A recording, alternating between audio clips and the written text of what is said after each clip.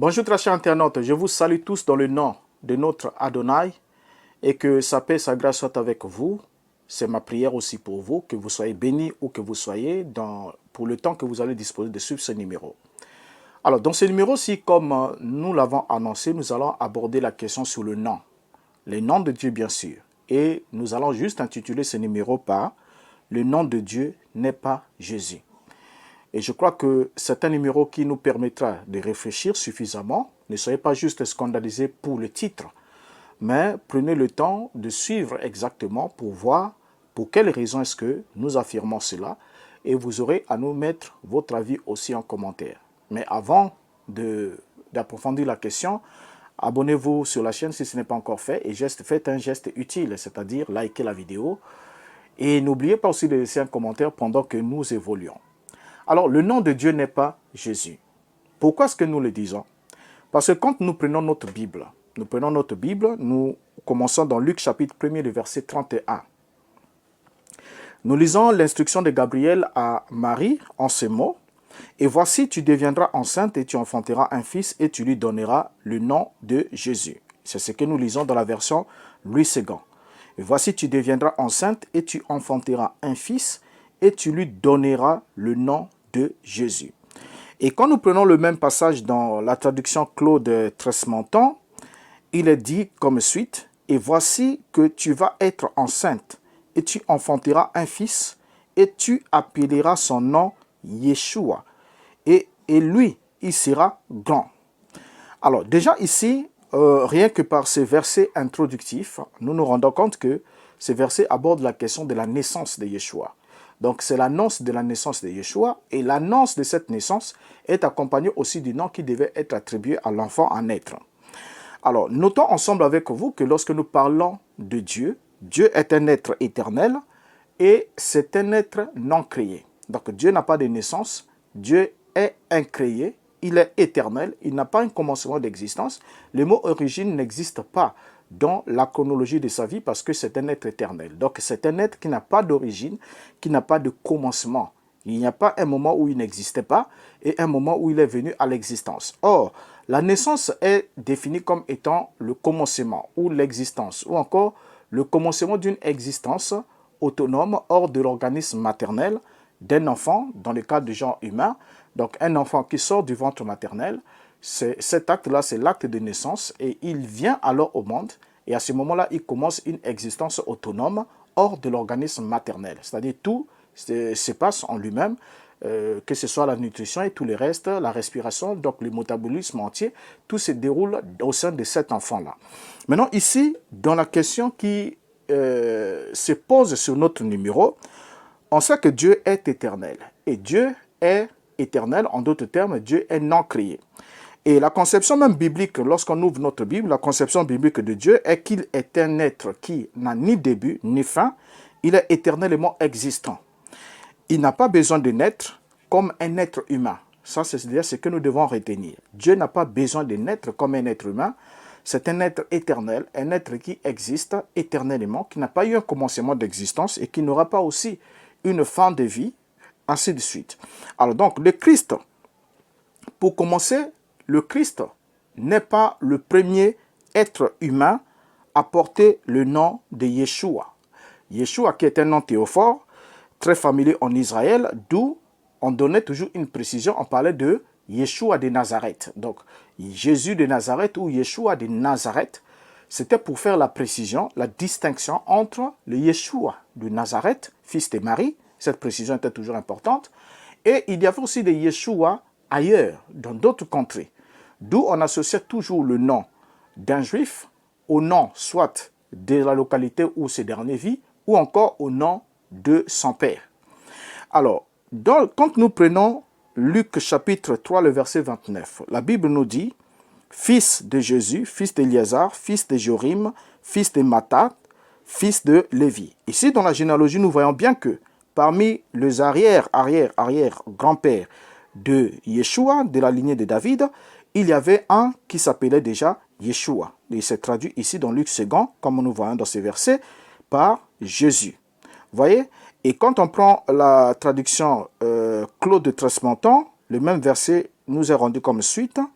fils de Yeshua, fils de Eliezer, fils de Iorim, fils de Matat, fils de Lewi. Et dans la version Shuraki, en avançant dans la question dans Actes chapitre 13, le verset 6, nous lisons déjà qu'il y avait quelqu'un qui s'appelait aussi de ce même nom. Donc pour montrer que ce nom était un nom commun, un nom qui était tellement répandu au niveau d'Israël, nous avons Actes chapitre 13, le verset 6, qui nous dit, dans la version Shuraki, nous lisons, « Il traverse toute l'île jusqu'à Paphos. Il y trouve un homme, un certain mage, un faux inspiré, un Yehudi du nom de Bar Yeshua. » Vous voyez ici, Bar Yeshua. Vous voyez déjà? Donc ici, là, le nom, traduit dans la version du second par Bar Jésus. Donc c'est pour montrer que Yeshua est un nom qui était commun en Israël. Donc, il y avait bien des Jésus avant la naissance de Yeshua, fils de Marie, et il y avait aussi des Jésus pendant que Jésus était sur la terre, et il y a eu aussi des Jésus après que Jésus ait quitté la terre. Donc, ce qui sous-entend déjà que pour ce qui concerne ce nom, lorsque on nous dit ici, par Gédéon nous dit que le nom Jésus, c'est le nom de Dieu, il y a un sérieux problème et nous allons démontrer, puisque cela nous permet alors de comprendre que ce dernier ne connaît pas quel est le nom de Dieu. Alors, revenons sur Hébreux chapitre 1, le verset 4, qui est un passage que Gédéon n'avait pas compris et que nous avons abordé, touché dans le numéro précédent, mais nous sommes censés revenir encore là-dessus parce que même la réaction de certains de ses disciples et même sa réaction à lui-même, sous cap, parce qu'il peut aussi commenter sous un autre pseudonyme. Mais non, ici, la question c'est laquelle? Lorsque nous prenons ce passage de Hébreux chapitre 1, verset 4, que Gédéon n'a pas compris, soulignons que c'est d'abord après la mort. Parce que quand la Bible dit que Dieu lui a donné un nom qui était supérieur à celui des anges, donc il a hérité un nom qui était plus excellent que celui des anges. Pour Gédéon, on hérite, le fils hérite d'un père. Donc ça veut dire que quand on dit que Yeshua a hérité d'un nom plus excellent que ceux des anges, c'est en d'autres termes, il a hérité le nom de Dieu et ce nom, c'est Jésus, selon Gédéon de la Tétouva. Mais or, ce que notre ami ne sait pas, et ce que bon nombre aussi qui suivent le même trajectoire que lui ne savent pas, c'est que lorsque la Bible nous parle de la réception du nom par Yeshua, de la part, parce que le nom Yeshua, lui, a été donné par Joseph. Et la Bible nous précise bien que lorsque le 8e jour est arrivé, on l'a emmené au temple pour qu'il soit circoncis. Et c'est alors que Joseph lui donna le nom de Yeshua, nom que l'ange avait communiqué avant que ce dernier ne soit conçu dans le sein maternel. Donc on comprend ici que celui qui nomme le fils de Marie, c'est Joseph, son père adoptif. Alors, celui qui le nomme, qui lui donne un nom, et ce dernier va vivre avec ce nom. Ce dernier va mourir avec ce nom. Ce dernier va être ressuscité avec ce nom. Mais lorsque nous lisons dans Philippiens chapitre 2, le verset 8 jusqu'au verset 9, qu'est-ce que nous lisons qui est très intéressant lorsque l'apôtre Paul arrive? Il nous dit, « Il s'est humilié lui-même, se rendant obéissant jusqu'à la mort, même jusqu'à la mort de la croix. » Verset 9. « C'est pourquoi aussi Dieu l'a souverainement élevé et lui a donné le nom qui est au-dessus de tout nom. » Qu'est-ce que nous constatons quand nous avons ces deux versets pendant que ces deux versets sont devant nous? La première des choses, on nous parle de l'attitude d'humilité qu'avait Yeshua. Donc il s'est humilié lui-même, se rendant obéissant jusqu'à la mort, même jusqu'à la mort de la croix. À qui obéissait-il? Il obéissait à celui qui était Dieu, n'est-ce pas? Donc il est resté obéissant à Dieu, faisant la volonté de Dieu, jusqu'à même à la mort, et jusqu'à la mort de la croix. Et au verset 9, il est dit, c'est pourquoi ici que nous traduit la conséquence. En d'autres termes, le bénéfice de son acte d'humilité et d'obéissance va alors faire en sorte que Dieu puisse alors l'élever. La Bible dit au verset 9, c'est pourquoi aussi Dieu l'a souverainement élevé et lui a donné le nom qui est au-dessus de tout nom. Alors, qui élève Yeshua? C'est Dieu. Il fait quoi? Il l'élève souverainement. n'est-ce pas? Yeshua ne s'élève pas lui-même. Il ne s'élève pas lui-même, mais il est souverainement élevé par Dieu. C'est ce que l'apôtre précise. Donc, Dieu est un être, c'est comme quand on parle d'élever, soulever quelque chose, donc donner à une personne une position que ce dernier n'avait pas avant. Mais cette position est donnée ici par Dieu. Donc, c'est Dieu qui élève souverainement Yeshua. Et il l'élève souverainement, ça veut dire qu'il lui donne autorité sur tout, n'est-ce pas? Ensuite, il lui donne aussi un nom qui est au-dessus de tout nom. Or, remarquez, ici dans le verset de l'apôtre, Dieu l'a souverainement élevé. Mais quand on parle de l'élévation de Dieu lui-même, dans 1 Chronique chapitre 29, le verset 11, la Bible nous dit « À toi, Éternel, la grandeur, la force et la magnificence, l'éternité et la gloire, car tout ce qui est au ciel et sur la terre t'appartient. À toi, Éternel, le règne, car tu t'élèves souverainement au-dessus de tout. » Regardez bien, car tu t'élèves souverainement au-dessus de tout. Ça ne veut pas dire ici, Dieu, dans le cas de Dieu, Dieu n'est pas élevé par quelqu'un d'autre, mais il s'élève. Vous voyez, la forme pronominale, il s'élève. On dit car tu t'élèves souverainement au-dessus de tous. Or, dans le cas de Yeshua, il est bien dit, c'est pourquoi aussi Dieu l'a souverainement élevé. Et c'est pour cette raison que lorsque on va un peu plus loin dans 1 Corinthiens chapitre 15, l'apôtre Paul signifie que lorsqu'il dit que toute chose lui a été soumise, il est évident que celui qui lui a soumis toute chose est accepté. Ça veut dire que Dieu donne le pouvoir à Yeshua au-dessus de toute chose. Mais seulement dans toute chose, Dieu n'est pas inclus. Dieu lui-même n'est pas soumis à Yeshua. Mais au finish, Yeshua remettra le royaume à celui qui est Dieu et Père, et Yeshua lui-même sera soumis à celui qui est Dieu et Père. Voyez? Donc, en prenant l'ordre des choses. Alors, dans le psaume 97, le verset 9, nous lisons « Car toi, Éternel, tu es le Très-Haut sur toute la terre. Tu es souverainement élevé au-dessus de tous les dieux. » Voilà, donc, Dieu est souverainement élevé. Il s'élève souverainement. Mais Yeshua avait besoin d'une autre entité pour l'élever à la souveraineté. Et non, malgré qu'il était élevé à la souveraineté, il n'était pas égal à celui qui l'a élevé. Il n'était pas non plus au-dessus de celui qui l'a élevé, puisqu'au finish, il remet le royaume à celui qui est Dieu et Père. Je sais que ce sont des versets qui vous dérangent parce qu'on vous embrouille tellement la cervelle. Mais continuons ici avec ce sujet. Très intéressant. Dans Hébreux chapitre 1, le verset 4, le passage qui a embrouillé notre ami Gédéon et qui embrouille aussi beaucoup d'entre eux. Il a dit « Devenu d'autant supérieur aux anges, qu'il a hérité d'un nom plus excellent que le leur. » Et à partir de ce verset, Gédéon s'est dit que puisqu'il a hérité d'un nom plus excellent que ceux des anges, ça veut dire qu'on hérite que d'un père, ça veut dire que le nom qu'il a reçu, c'est le nom du Père. Et ce nom, selon Gédéon et ses amis, ces noms hérités, reçus par Yeshua, c'est Jésus. C'est faux. Relisons ensemble encore ce même passage dans d'autres versions pour que vous saisissiez le sens. Traduction, le Maistre de Sassy, édité en 1759, il a dit « Étant aussi élevé au-dessus des anges, que le nom qu'il a reçu est plus excellent que le leur. » Vous voyez ici le nom qu'il reçoit, il le reçoit après avoir été élevé au-dessus des anges. C'est ce que les textes nous disent, n'est-ce pas? C'est pas quand il est né, c'est après avoir été élevé au-dessus des anges. Là, il s'appelait déjà Jésus, Yeshua. Alors, dans la Bible en français courant, nous lisons, il est dit ce qui suit. Le Fils est devenu d'autant supérieur aux anges que Dieu lui a accordé un titre qui surpasse le leur.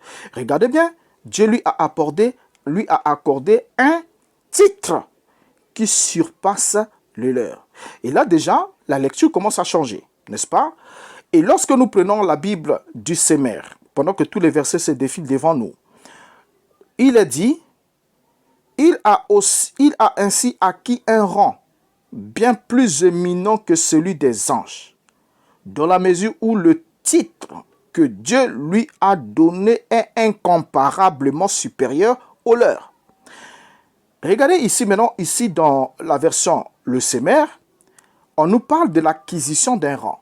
De l'acquisition d'un rang. Or, vous savez, ensemble avec moi, nous l'avons dit la fois passée, que lorsque la Bible nous dit que Dieu nous a élus pour que nous soyons des enfants d'adoption par Yeshua, nous avons compris que l'adoption, vous pouvez vérifier dans le dictionnaire, adopter ou l'adoption, c'est un enseignement biblique. Et l'adoption par principe signifie quoi? Signifie attribuer à quelqu'un dont vous n'êtes pas le père, bien sûr. Attribuer à quelqu'un le rang et le droit du fils. Donc on adopte. On attribue à quelqu'un le rang et le droit du fils. Quand quelqu'un a le rang du fils, la même personne obtient en même temps le droit du fils. Donc, autrement dit, celui de devenir héritier de la part du père. Donc, ici, quand nous voyons dans la version de Semer, il nous est dit, il a aussi acquis un rang bien plus éminent que celui des anges. C'est un rang plus éminent que celui des anges. Dans la mesure où le titre que Dieu lui a donné est incomparablement supérieur au leur. Et là, déjà, on comprend qu'il s'agit d'un rang et d'un titre. Quand on parle du nom, une position plus excellente. Dieu l'a élevé. Dieu lui a donné un rang qui est au-dessus du rang qu'ont tous les anges. Voyez? Et en telle sorte que le titre que ce dernier va recevoir au travers de cette élévation est un titre différent et supérieur, éminemment supérieur, incomparable au titre que reçoivent les anges. Alors, le verset 5, qui est très intéressant, va nous dire ceci. Car auquel des anges Dieu a-t-il jamais dit, tu es mon fils, je t'ai engendré aujourd'hui. Et encore, je serai pour lui un père et il sera pour moi un fils. Voyez? Alors ici, le verset 5 qui suit le verset 4 immédiatement, après que le verset 4 nous ait dit que le fils a acquis un rang bien plus éminent que celui des anges et que dans la mesure où le titre que Dieu lui a donné était incomparable et supérieur à celui des anges, mais le verset 5 nous dit, car auquel des anges Dieu a-t-il jamais dit, tu es mon fils, je t'ai engendré aujourd'hui. Et encore, je serai pour lui un père et il sera pour moi un fils. Remarquez bien que le verset 5 commence par car. Or, lorsque ce verset 5 qui est là devant nous commence par car, comme nous l'avons souligné, car pour qu'on puisse le rappeler, pour ceux qui semblent avoir oublié, car c'est une conjonction de coordination introduisant une proposition qui explique ou justifie ce qui vient d'être énoncé. Donc, qu'est-ce qu'on nous dit ici? Quand on voit la définition de car, on nous dit que c'est une conjonction de coordination introduisant une proposition qui explique ou justifie ce qui vient d'être énoncé. Et on nous dit ensuite, introduisant une proposition qui explique ou justifie une proposition précédemment énoncée. Alors, donc déjà ici, car ici, nous permet c'est-à-dire qu'il explique ou justifie le verset 4. Vous voyez? Donc, le nom qui a été donné, le nom, le privilège, le rang ou le titre qui a été donné à Yeshua, c'était d'avoir la position du Fils, position que les anges ne l'ont pas. Et déjà, cette position-là, ce nom-là, parce que la Bible précise bien, car auquel des anges a-t-il dit, tu es mon fils, je t'ai engendré aujourd'hui. Or, lorsque Adonai dit, tu es mon fils, je t'ai engendré aujourd'hui, l'engendrement du fils au travers de l'esprit, c'est lorsque le Christ est ressuscité. Nous l'avons démontré ici par d'autres versets que nous pourrons sûrement peut-être coter ici, mais notre sujet n'est pas celui-là. Alors donc déjà ici, on comprend ici que la notion du nom hérité, comme nous l'avons dit au numéro précédent, il n'y a pas eu de réaction. Je crois que quand il n'y a pas de réaction de la part de Gédéon et ses disciples, cela sous-entend que Dieu a fait grâce à ceux qui ont pu comprendre, de comprendre. Alors, il est alors possible aux hommes, possible que les hommes connaissent Dieu, mais qu'ils manquent de glorifier Dieu. Selon Romains chapitre 1, le verset 20 jusqu'au verset 21, nous lisons, en effet, les perceptions invisibles de Dieu, sa puissance éternelle et sa divinité se voient comme à l'œil depuis la création du monde quand on les considère dans ses ouvrages. Ils sont donc inexcusables. Et le verset 21 dit, puisque ayant connu Dieu, ils ne l'ont point glorifié comme Dieu, et ne l'ont point rendu grâce, mais ils se sont égarés dans leurs pensées, et leur cœur sans intelligence a été plongé dans les ténèbres. Alors, si l'on peut connaître Dieu, et n'est pas pouvoir le glorifier comme tel, mais il est absolument impossible de glorifier Dieu lorsqu'on ne le connaît pas. C'est absolument impossible de le rendre gloire lorsque ce dernier n'est pas connu de vous, est étranger pour vous et que vous êtes étranger pour lui. C'est pour cette raison que lorsque nous lisons dans Exode chapitre 5, le verset 2, Pharaon répondit, « Qui est l'Éternel pour que j'obéisse à sa voix? En laissant aller Israël. Je ne connais point l'Éternel et je ne laisserai point aller Israël. » Et dans Exode chapitre 7, le verset 5, la Bible dit, « Les Égyptiens connaîtront que je suis l'Éternel lorsque j'étendrai ma main sur l'Égypte et que je ferai sortir du milieu d'eux les enfants d'Israël. » Et quand on regarde déjà ici sur ces éléments, on comprend déjà quelque chose de très important, que l'on ne peut obéir à Dieu, comme dit Pharaon, que si ce dernier a la connaissance de Dieu. Alors, il est important que nous traitons de la question du nom, parce que notre sujet, c'est là. Très important que nous traitons de cette question. Notons que toute connaissance réside sur le nom, et la connaissance de ce qui n'a pas de nom est une connaissance incomplète et imparfaite. Donc, si je vous dis que je vous connais, la moindre chose que je dois savoir de vous, c'est d'abord votre nom. Et lorsque vous dites que vous me connaissez, la moindre chose que vous devez d'abord savoir de moi, c'est d'abord mon nom. Ensuite, mes habitudes, mes appartenances, ainsi de suite. Ça, ce sont des choses qui sont complémentaires. Alors, lorsque nous écoutons Gédéon, or selon Gédéon de la Tétouva, le nom de Dieu, c'est Jésus et que l'Éternel n'est pas le nom de Dieu. Ce n'est pas moi qui va le dire, mais c'est Gédéon de la Tétouva qui va nous le dire. Suivons-le dans cet extrait. Je venais à peine d'arriver et j'ai trouvé le pasteur de Tiflo en train de prêcher. D'accord. Et il a dit une phrase, en tout cas vraiment qui m'a écœuré. Donc il fallait que je sois éclairci de ce qu'il a dit. Je ne veux pas quitter cette place-là qui est en conflit dans ma tête. C'est ça. Voilà. Il a dit que le nom de Dieu c'est Jésus. Effectivement. Et l'Éternel n'est pas le nom de Dieu. Celui qui dit le nom de celui qui dit Éternel ira en enfer. Non. Je ne sais pas si bien entendu. Je reprends, puisque c'est la même chose que nous disons tous. Même si je ne suis pas là, mais l'esprit qui est avec moi, qui est à moi, était en lui et avec nous actuellement. Amen. Nous disons que le Dieu créateur des cieux et de la terre s'appelle Jésus-Christ. Et que s'il y a un Dieu qui s'appelle Éternel, c'est un faux Dieu. Parce que Éternel n'a pas de nom propre. Mais c'est un attribut qui signifie ce qui n'a ni commencement, ni fin. Comme on dit un être humain, ou bien on dit garçon, c'est pas le nom propre de quelqu'un. Vous comprenez, frère? Voici ce que nous disons.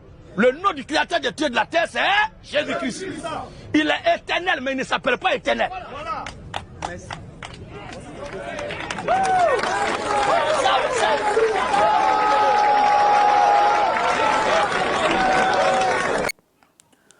Alors, nous venons ici de suivre l'extrait de Gédéon de la Tétouva.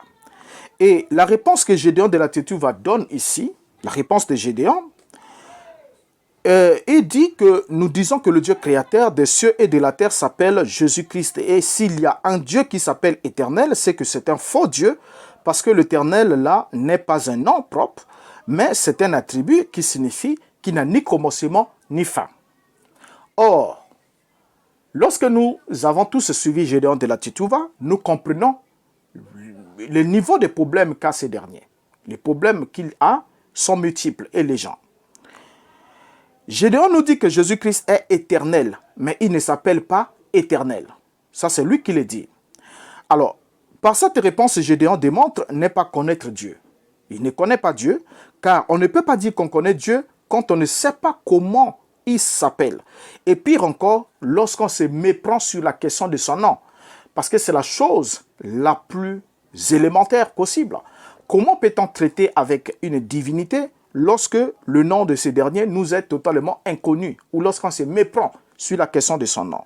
Alors, nous savons que le nom de Dieu établit son identité, comme le nom de tout individu établit son identité, et que c'est un nom qui a une signification particulière. La tradition même hébraïque attribue au nom de Dieu une grande importance car il y a une relation directe entre ce nom et la personnalité même de Dieu et sa nature profonde qu'il a pour but de nous révéler au travers de la connaissance ou de la communication même de son nom. Soulignons que le nom de Dieu exprime sa personnalité à tel point que savoir son nom, c'est le connaître intimement. Parce que si je vous connais intimement, la première des choses que je dois connaître de vous, c'est votre nom. Et celui qui dit « je connais ce monsieur », et lorsqu'on lui pose la question de savoir comment s'appelle-t-il, il dit « je ne connais pas ce nom », ça veut dire que c'est une connaissance incomplète, une connaissance partielle. Ou encore se méprendre de son nom, lui donner le nom de quelqu'un d'autre, ou prendre le nom de quelqu'un d'autre et le lui attribuer. C'est tout, ce sont des marques d'ignorance qui témoignent qu'on n'a pas la connaissance parfaite de la personne. Or, le nom de Dieu est ainsi le mot le plus puissant de l'univers, tant pour Dieu lui-même que pour l'environnement où ce nom est évoqué. Pour les Hébreux, le nom de Dieu n'était pas qu'une simple résonance, mais il manifestait la nature même de ces derniers.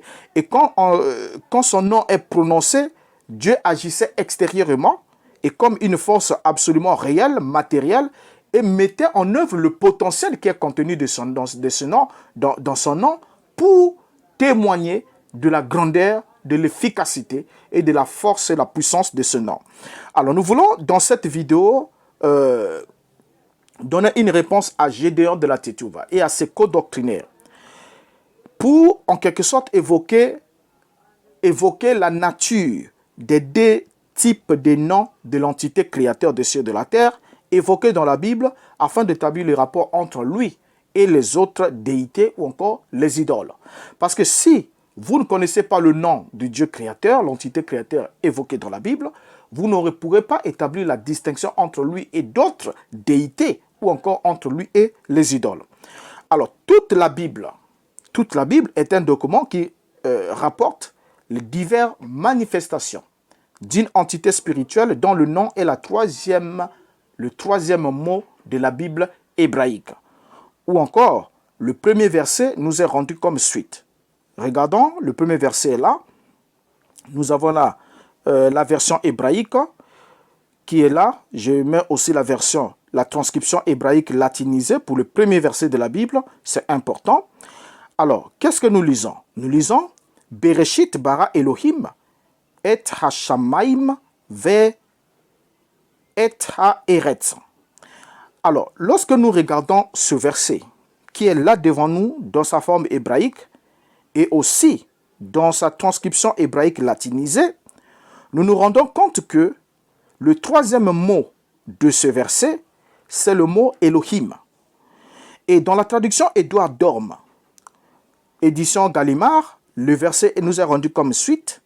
Au commencement, Elohim créa les cieux et la terre. Genèse chapitre 1, le verset 1. Donc on voit bien ici que l'entité créateur est désignée dans la Bible par le nom Elohim, qui désigne le nom générique par lequel les premiers Hébreux se servaient pour désigner l'entité créateur dans ses diverses manifestations. Alors, pendant que ces versets sont devant nous, nous soulignons déjà que le mot Elohim, c'est ce mot-là, qui est le troisième mot de la Bible hébraïque, qui est le nom générique de l'entité créateur. Quand on parle du nom générique, c'est pour faire la distinction entre ce nom et le nom spécifique. Nous allons comprendre. Alors, plus tard, nous lisons que le Créateur, Elohim, va dire à Moïse ce qui suit dans Exode chapitre 20, le verset 3. « Tu n'auras pas d'autre Elohim devant ma face. » Exode chapitre 20, le verset 3. Voyez? Or, ici dans ce verset, on voit bien que Elohim interdit à Israël d'avoir d'autres Elohim devant sa face. Ce qui nous montre que le nom Elohim est un nom générique attribuable à l'entité créateur et aussi aux idoles et autres entités mystiques ou spirituelles. Alors, Elohim est ensuite traduit dans les textes grecs par le mot grec théos. Comme ça que nous allons partir jusqu'à ce qu'on arrive à Dieu et qu'on comprenne qu'est-ce qui se passe. Il va être traduit dans les textes grecs par théos quand on traduit la Septante, on traduit l'Ancien Testament. Dans la version grecque, la première version grecque, la Septante, qui est traduite 4 siècles environ, avant Yeshua HaMashiach, on va alors traduire Elohim par le mot théos. De telle sorte que quand nous prenons la version grecque ici, je l'expose ici, et nous voyons ici le mot théos qui est là souligné. Et ensuite, après que nous ayons fini avec théos, après qu'on ait traduit Elohim en théos, en grec, Lorsqu'on arrive en latin, la Vulgate latin donc de Jérôme Stridon, en 405, va nous traduire le premier verset comme suite. In principio creavit Deus calum et terram. Ici, nous voyons, on voit que le mot Elohim est remplacé par le mot latin Deus. Vous voyez, il est remplacé par le mot, traduit par le mot latin Deus. Et ensuite, lorsque on arrive avec Pierre Robert Olivetan, lui qui arrive au XVIe siècle, la première traduction française de la Bible, il va alors nous traduire les versets comme suite. Dieu créa au commencement le ciel et la terre. Donc ici, on est passé de Elohim, Elohim hébreu, ensuite de Théos en grec, et enfin Deus en latin, pour terminer avec Dieu en français. Alors, Elohim a été traduit du fait que c'est un nom générique et non un nom propre du Créateur. C'est un nom générique. Pourquoi? Parce qu'il n'y avait pas que l'entité créateur qui était désignée par le nom Elohim. Donc, il n'y avait pas que lui, puisque lui-même dans son commandement dans le Décalogue, interdit à Israël d'avoir d'autres Elohim devant sa face. Alors, comment est-ce qu'Elohim pouvait-il interdire à Israël d'avoir d'autres Elohim s'il n'existait pas aussi d'autres Elohim? Donc, s'il n'existait pas d'autres entités qui portaient génériquement le même nom, la même appellation. Sinon, ce commandement serait un commandement sans valeur. Mais pourtant, l'apôtre Paul va dire plus loin, dans 1 Corinthiens, nous savons qu'il existe des êtres qui sont appelés Dieu, tant sur la terre que dans le ciel. Mais pour nous, néanmoins, il n'y a qu'un seul Dieu, qui est le Père, et un seul Seigneur, qui est Yeshua HaMashiach. Alors, suivons maintenant l'évolution de cette question. Pendant qu'on évolue, on va se rendre compte que même les déités étrangères à celui d'Israël étaient nommés génériquement Elohim. Mais certains d'entre eux avaient des noms propres, qu'on appelle noms spécifiques. Donc, lorsque nous disons Dieu, Dieu n'est pas le nom propre de l'entité créateur du ciel et de la terre, mais c'est un nom générique, parce qu'il n'est pas le seul qui a été porteur de cet acronyme. L'exemple, on peut prendre un exemple ici dans 1 Roi chapitre 11, le verset 33, dans la version Shuraki, il a dit ce qui suit.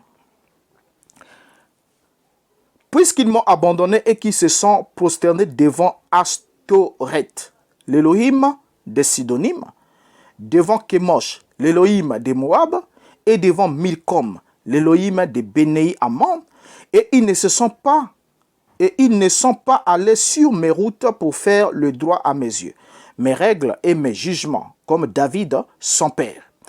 Donc on voit bien ici que ça saute aux yeux que chaque Dieu avait son nom propre. Donc chacun, le Astoret, chez les Sidoniens, comme chez les Kemosh, les fils de Kemosh. Donc Kemosh, d'abord Astoret, on voit bien qu'ici on nous désigne que Astoret et Milcom, et il y avait aussi Astoret, Milcom, et il y avait, qui encore, Kemosh. Donc ces trois divinités-là qui sont citées sont désignées comme étant les Elohim, donc le Dieu de ces contrées-là ou de ces peuples-là. Donc on se rend bien compte que chacune de ces divinités qui étaient dans les environs voisinantes, dans le voisinage d'Israël, avait un nom spécifique, soit un nom propre. Vous voyez? Ensuite, après que nous ayons compris que Elohim est un nom générique et que l'entité de l'entité créateur, nous lisons un autre mot apparaître au 5e verset du 2e chapitre de la Genèse. Quel est ce mot que nous lisons? Genèse chapitre 2, le verset 5. Nous lisons ce qui suit. Lorsque Jéhovah Elohim fit une terre et des cieux, aucun arbuste de champ n'était encore sur la terre, et aucune herbe de champ ne germait encore, car Jéhovah Elohim n'avait pas fait pleuvoir sur la terre, et il n'y avait point d'homme pour cultiver le sol.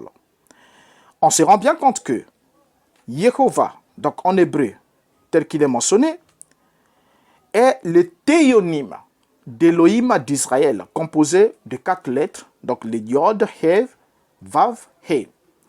Alors, le mot hébreu en tétragramme formé des 4 consommes, appelé aussi le tétragramme divin, signifie l'existant, le temps qui fait devenir, et il vient lui-même du verbe awa, en hébreu, qui signifie devenir. Awa étant lui-même à l'imparfait de la forme causative. Voici même ici l'image du tétragramme en phénicien, en araméen ancien et en hébreu carré. Vous voyez, comme vous pouvez le voir ici dans les 3 langues. Or, Elohim n'est pas le nom propre, soit spécifique de l'entité créateur, mais son nom propre est Yehovah. Donc le tétragramme, tout comme transcrit ici, Yehovah. C'est ça le nom propre de l'entité. De la même manière que les entités, les autres entités avaient des noms spécifiques, donc Elohim d'Israël aussi avait un nom spécifique. Donc son nom propre à lui, qui fait la distinction. C'est comme vous, nous sommes tous des êtres humains. Humain, c'est un nom générique que nous portons tous, parce que nous faisons partie de la même race, la même espèce, même race, disons, race humaine. Humain, c'est un nom que nous avons, un nom commun, n'est-ce pas? Mais en dehors de ce nom commun, moi j'ai un nom spécifique. Je m'appelle Mbota Reno Boris. C'est mon nom spécifique. C'est ce nom-là qui me permet d'être identifié distinctement avec les autres humains, bien que nous portons tous génériquement le même nom. C'est ce qui fait que même au sein d'une famille, je suis né de Mbota. Mbota a eu beaucoup d'enfants, mais bien que portant le nom de mon père, j'ai toujours un prénom qui est associé à celui-là pour faire la distinction entre le Mbota que je suis et les autres Mbota, pour établir la distinction. Donc le nom est établi dans ce sens-là. Et chez les Juifs, par exemple, ils ne faisaient pas comme nous, il y avait un nom et un prénom. Chez les Juifs, on disait un tel, fils d'un tel, n'est-ce pas? On disait Isaac, fils d'Abraham, n'est-ce pas? On disait Salomon, fils de David. Et Jésus, fils de Joseph. Donc c'est comme ça qu'on donnait la description. Donc on rattachait le nom du fils, chez les Hébreux, le nom du fils était rattaché à celui du père. Ce n'était pas comme chez nous. Alors, maintenant ici, lorsque nous nous rendons compte avec la Bible, nous allons alors nous rendre compte en évidence pendant que nous évoluons pour aller vers la chute. On se rend alors compte que Elohim ou Dieu n'est pas le nom propre, soit spécifique de l'entité créateur, mais le nom propre et spécifique de l'entité créateur, c'est Yehovah. Et ce n'est pas moi qui va le dire. Dans Exode chapitre 3, le verset 13 jusqu'au verset 15, qu'est-ce que nous lisons? Regardez ce texte, il est très riche. Lisons-le attentivement. Il est dit, Moïse dit à Dieu, j'irai donc vers les enfants d'Israël, et je leur dirai, le Dieu de vos pères m'envoie vers vous. Mais s'ils me demandent quel est son nom, que leur dirai-je? Remarquez déjà ici que Moïse précise bien, il dit qu'il dira aux enfants d'Israël, le Dieu de vos pères m'envoie vers vous. Maintenant, s'ils me demandent quel est son nom, que leur répondrai-je? Donc Moïse était conscient que le mot Dieu ou Elohim n'était pas le nom spécifique de cette entité qu'en servait leur père, mais que cette entité devrait avoir un nom spécifique. Vous voyez? Alors, dans le verset 14, il continue, dit, Dieu dit à Moïse, je suis celui qui suis. Et il ajouta, c'est ainsi que tu répondras aux enfants d'Israël. Celui qui s'appelle je suis m'a envoyé vers vous. Verset 15. Dieu dit encore à Moïse, tu parleras ainsi aux enfants d'Israël, Yehovah, le Dieu de vos pères, le Dieu d'Abraham, le Dieu d'Isaac et le Dieu de Jacob m'envoie vers vous. Voilà mon nom pour l'éternité. Regardez l'éternité ici, c'est le mot, on a mis entre parenthèses le mot Olam. Voilà mon nom pour l'éternité, voilà mon nom de génération en génération. Alors, soyons focus entre nous que cela soit dit. Lorsque ce verset devant nous nous dit « Voilà mon nom pour l'éternité », ça veut dire qu'aussi longtemps que le temps existera, d'un bout à l'autre du temps, le nom pour l'éternité de l'entité créateur d'Israël, de l'entité Elohim d'Abraham, d'Isaac et de Jacob, son nom est, était et sera toujours Yehovah. N'est-ce pas? Il a bien dit, voilà mon nom pour l'éternité et voilà mon nom de génération en génération. En hébreu biblique, le mot utilisé pour désigner l'éternité ou la durée infinie est olam. Parce que notre ami Gédéon s'est mépris sur la question pour dire éternel, c'est ce qu'il est. Il est éternel, mais il ne s'appelle pas éternel. Remarquez, le mot traduit par éternité, en hébreu biblique, c'est le mot hébreu olam. Or, olam peut être utilisé pour désigner le monde aussi, le cosmos, ainsi qu'une longue durée du temps.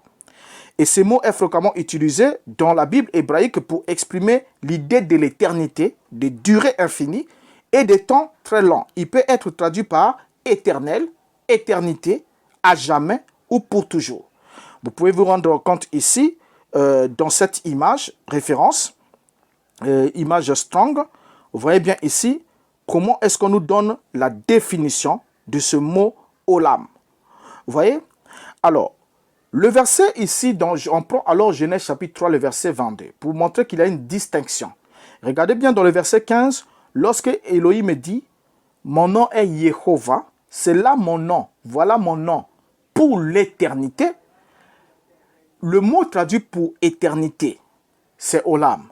Et c'est ce même mot qu'on trouve dans Genèse chapitre 3, le verset 22, où la Bible nous dit, l'Éternel Dieu dit, voici l'homme est devenu comme l'un de nous. Nous sommes là dans Exode, excusez-moi, c'est pas Genèse, oui, Genèse plutôt, Genèse chapitre 3, verset 22. L'Éternel Dieu dit, voici l'homme est devenu comme l'un de nous pour la connaissance du bien et du mal. Empêchons-le maintenant d'avancer sa main, de prendre de l'arbre de vie, d'en manger et de vivre éternellement. Regardez bien, éternellement ici, c'est la traduction de olam. C'est olam. La première fois que ce mot est utilisé dans la Bible, c'est dans Genèse chapitre 3, le verset 22, et il est traduit par éternellement. C'est olam. Vous voyez?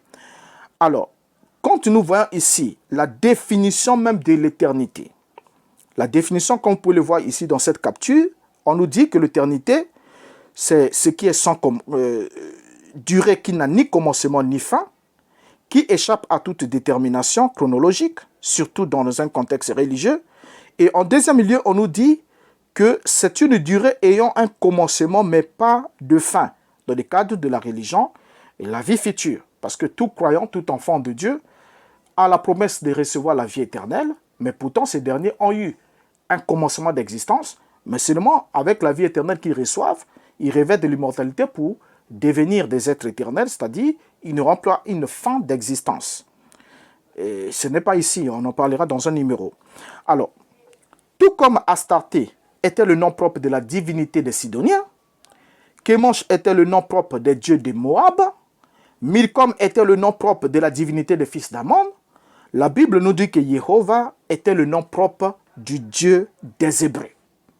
Ça, c'est important. C'était le nom propre du Dieu des Hébreux.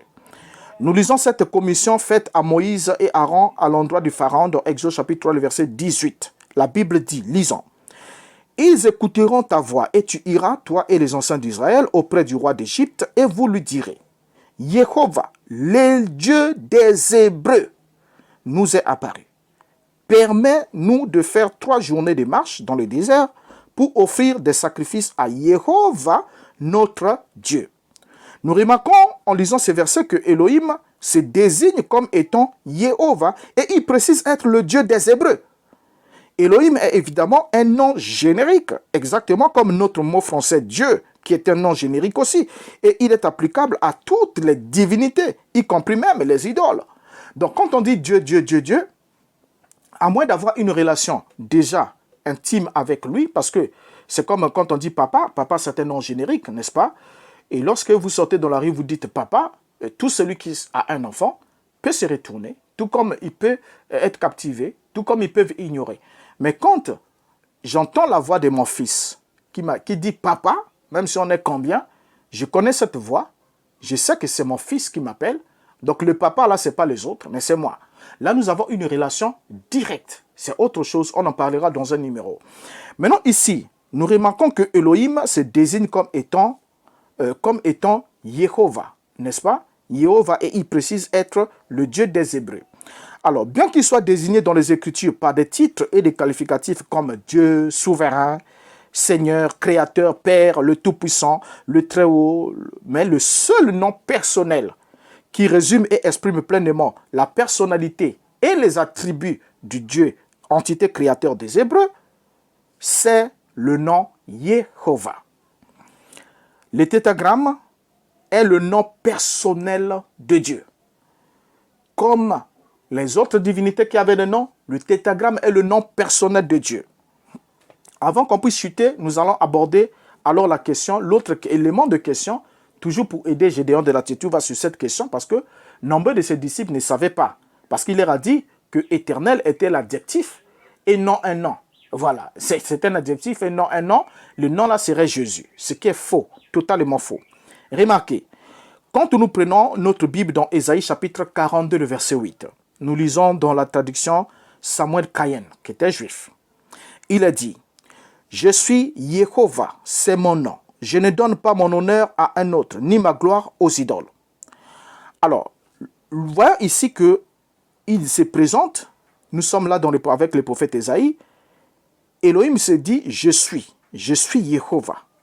C'est mon nom, je ne donne pas mon honneur aux idoles, mon honneur à un autre, ni ma gloire aux idoles. Or, lorsque le tétragramme est inscrit dans les écritures hébraïques, d'autres mots vont lui être substitués à l'oral, comme le mot Adonai. Ce qui va faire que, lorsque nous allons prendre certaines versions bibliques, on va se rendre compte que certains vont substituer le tétragramme par le mot Adonai, qui était le mot de la lecture. Parce que quand les Juifs lisaient le père d'offrande, le 3e commandement, qui disait « Tu ne prendras pas le nom de Yehovah ton Elohim en vain, car Yehovah Elohim ne laissera pas impuni quiconque prendra son nom en vain. » Alors le Juif avait décidé de substituer dans la lecture ce nom par Adonai.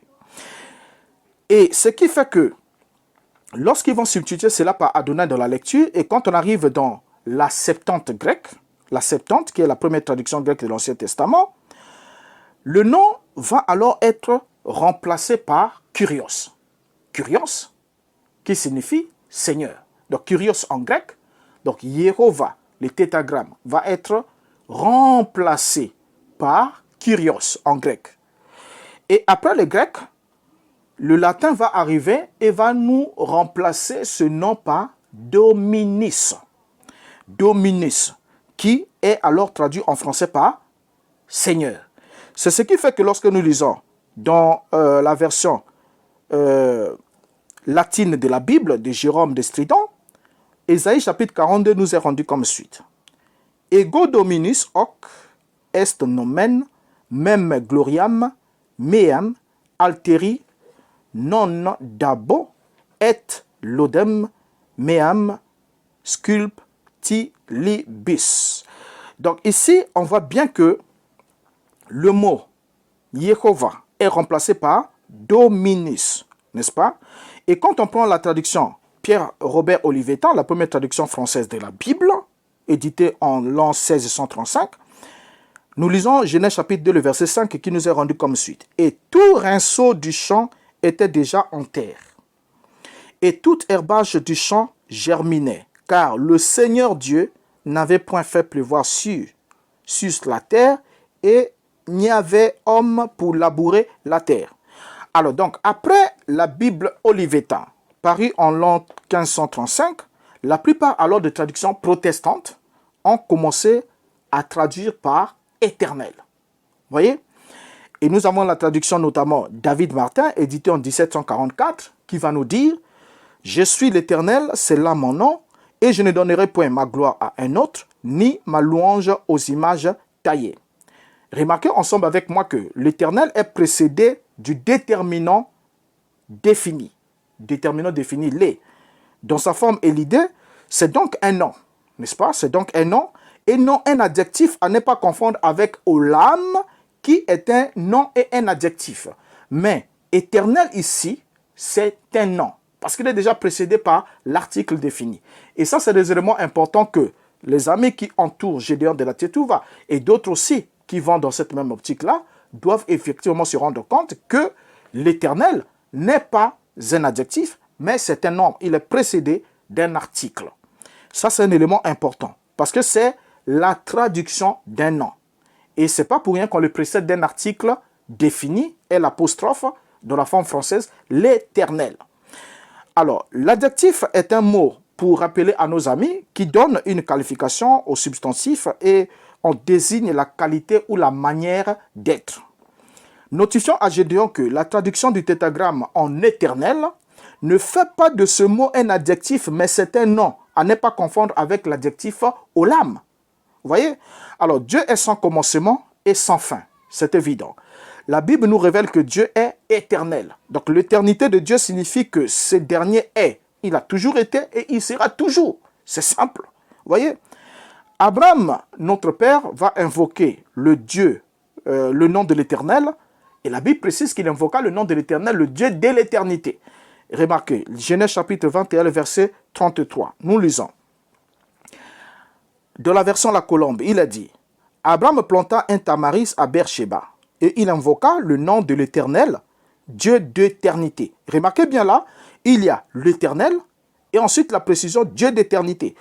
Le deuxième, c'est un qualificatif, mais le premier éternel, avec majuscule et l'apostrophe, c'est le nom.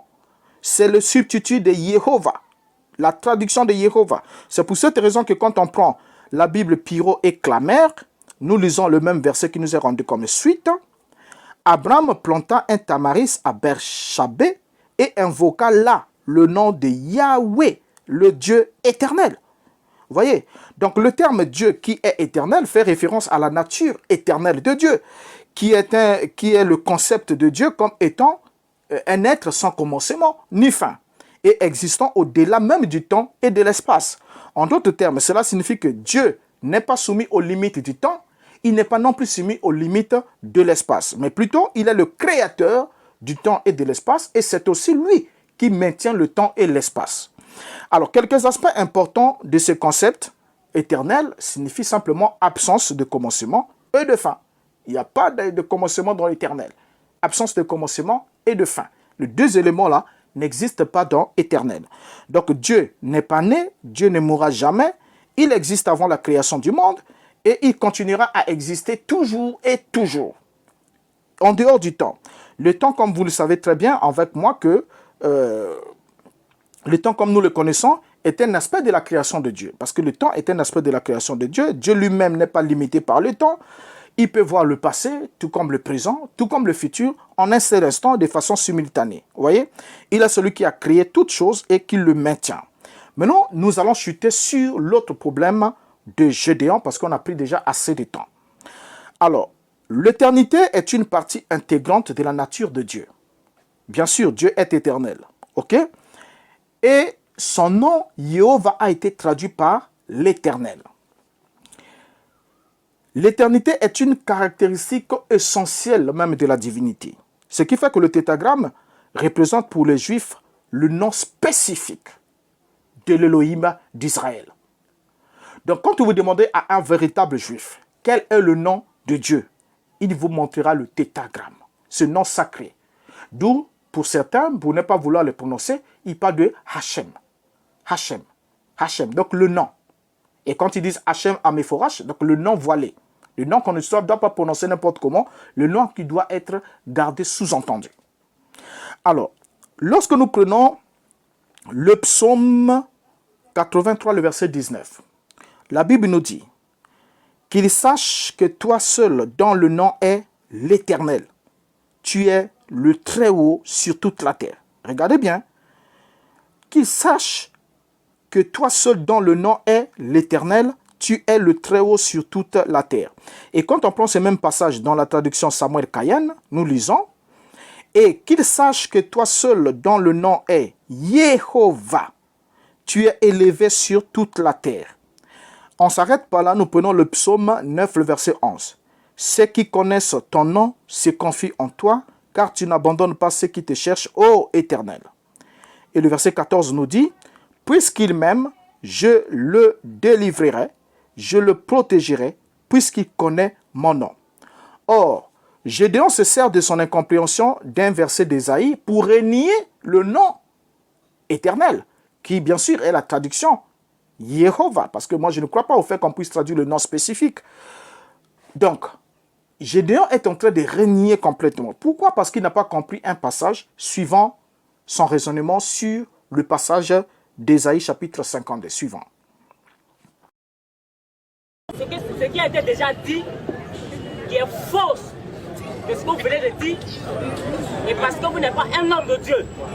Et sur la parole de Dieu, je dis, je ne me suis jamais présenté dans les réseaux sociaux, dit la faux. Mais je viens d'écouter lentement et correctement que vous êtes un faux homme de Dieu. Que Dieu nous bénisse.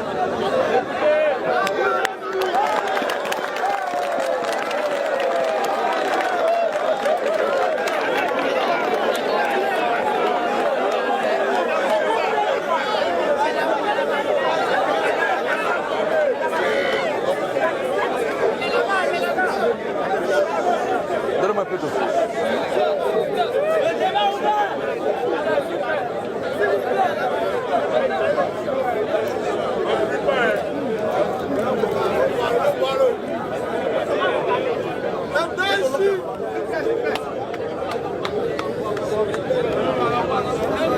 Que la gloire revienne en Jésus-Christ.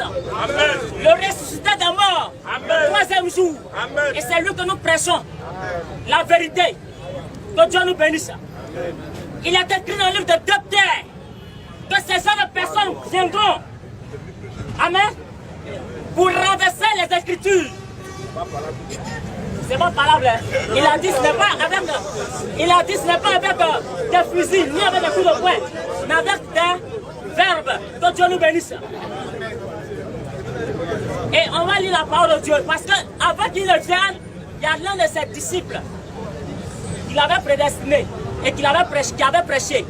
Il a dit que tous ceux qui baptisent au nom du Père, du Fils et du Saint-Esprit sont dans le faux. Et ceux qui suivent ce baptême-là vont aller en enfer.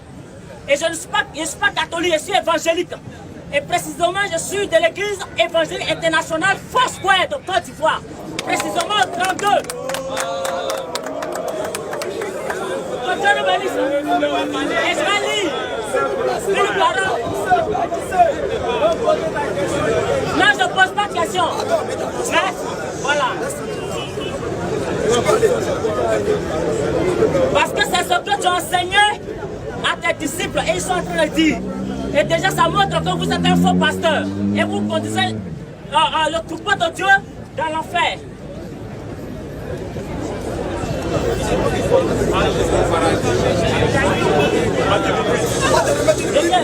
Matthieu 28.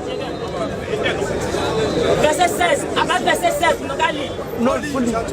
Faut lire pour être sûr. Le portail ne m'attache pas, il nous allons lire. Donnez-lui va lire pour que. Parce qu'il ne faut pas nous le tromper encore. On est déjà faux, il ne faut pas le tromper encore.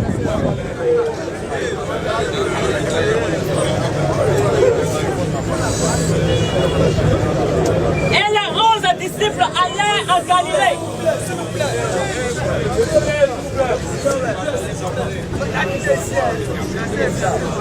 Les 11 disciples allaient en Galilée, sur la montagne que Jésus leur avait désignée. Quand ils le virent, ils se présentèrent devant lui. Mais quelques-uns eurent des doutes. Jésus s'étant approché, leur parla ainsi. Tout pouvoir m'a été donné dans le ciel et sur la terre. Allez faire de toutes les nations des disciples, les baptisant au nom du Père, du Fils et du Saint-Esprit. Frère ou faux? Acclamez le Seigneur. Donc c'est un faux pasteur.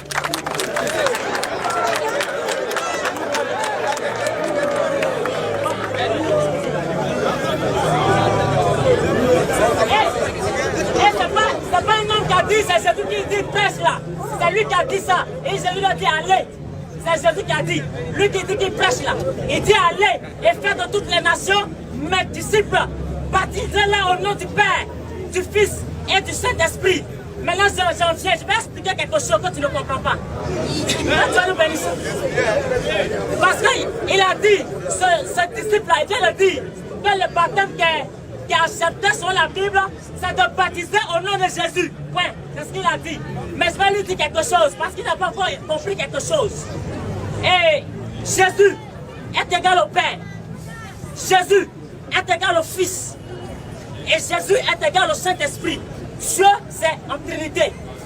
Donc c'est les trois là. Si tu dis Jésus, tu as baptisé quelqu'un au nom de Jésus, tu es dans la vérité, frère.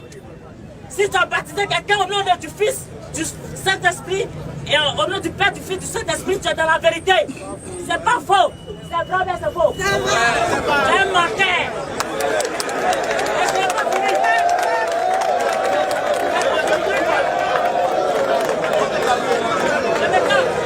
Voilà. S'il vous plaît, dans le silence. S'il vous plaît. Je sais que vous avez trop parlé. Écoutez-moi.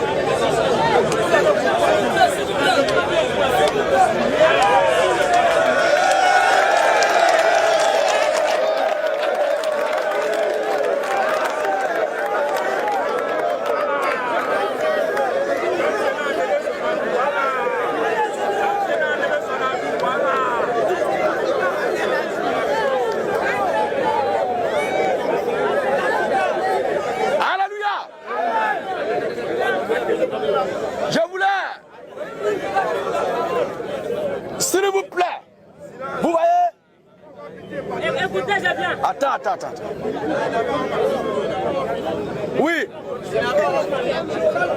Comme il va lui donner la parole, il va continuer. Je voulais dire ceci.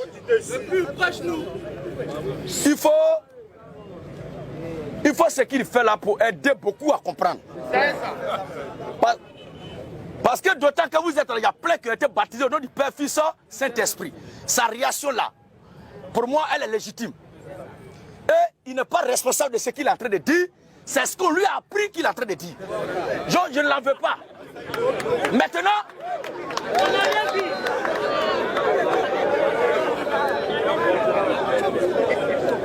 comme il a plusieurs, alléluia, comme il a plusieurs points sur lesquels il dit que nous sommes des faux, je veux qu'on prenne point par point. On va finir d'abord, il a parlé de baptême, on va intervenir sur le baptême, et après il va aborder l'autre point. Pour ne pas qu'on oublie. Ça peut aller? Sur le baptême là, c'est bon?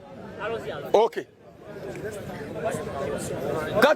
Quand tu parlais, je t'ai écouté religieusement. Donc il faut écouter aussi. Il y a une chose. Non. Il est en train de... Tu sais ce que tu vas faire? Laisse le téléphone. Tu sais ce que tu vas faire? Quand ton temps d'intervenir va arriver là, le test dont tu as besoin, même si tu n'as pas ça exactement en tête, il faut paraphraser, nous on va t'aider à trouver. Parce que je sais que tu as un problème, moi je vais t'aider pour ça. Je ne te vois pas en ennemi. Donc, alléluia. Donc je veux que tu sois concentré pour écouter. On va relire le livre de Matthieu. Matthieu 28, 16 à 20. Matthieu 28, 16 à 20. Les 11 disciples. Les 11 disciples. Allaient en Galilée. Nota numéro 1.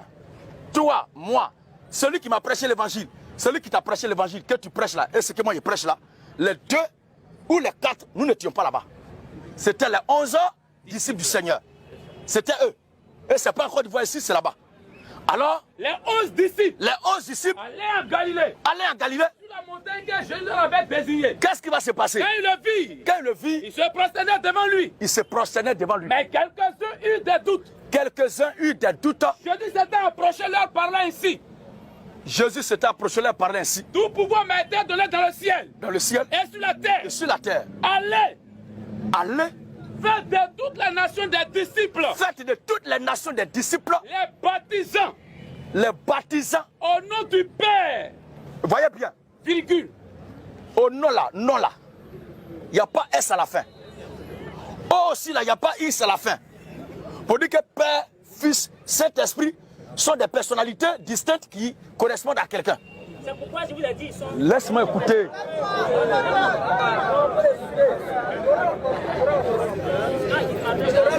Laisse-moi terminer, tu vas comprendre. Parce que ce qui te fatigue là, quand on dit, oh, il y avait un garçon, viens fisson, tu peux. Lui là, c'est un exemple que je prends, c'est pas mon enfant, mais c'est mon fils. Vous comprenez? Donc à l'appel là, je peux dire, viens fils. Mais est-ce que fils là, c'est son nom?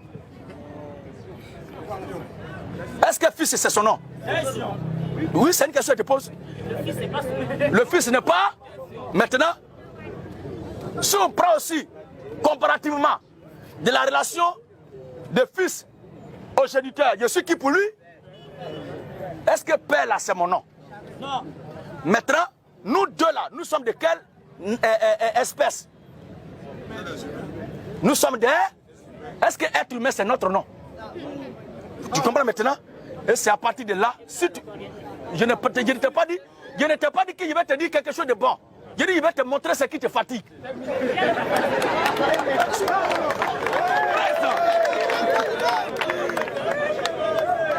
Alors,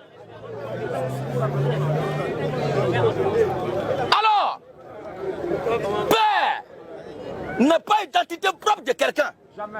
Fils n'est pas identité propre de quelqu'un. Saint-Esprit n'est pas identité propre de quelqu'un. Il disait tout à l'heure que fils égale à Jésus, père égale à Jésus. Mais est-ce que lui, fils là, égale à papa? Vous, ce qui vous fatigue là, pour vous, tu ne peux pas répondre. Parce que tu as toujours embrouillé. Où je suis là? Je suis fils de mon père, et mon père est celui qui m'a engendré. Mais on ne peut pas dire que, comme je suis fils de mon père, moi, mon père, quand on va dire fils, ça veut dire père. Quand on va dire père, ça veut dire fils. C'est pas juste. Cela ne peut pas être juste. C'est pourquoi le Seigneur a été clair de baptiser au nom. Les baptisants. Les baptisants. Au nom du Père. Maintenant, le nom du Père là, c'est quoi? C'est un menteur. Le nom du Père, il y en a plusieurs.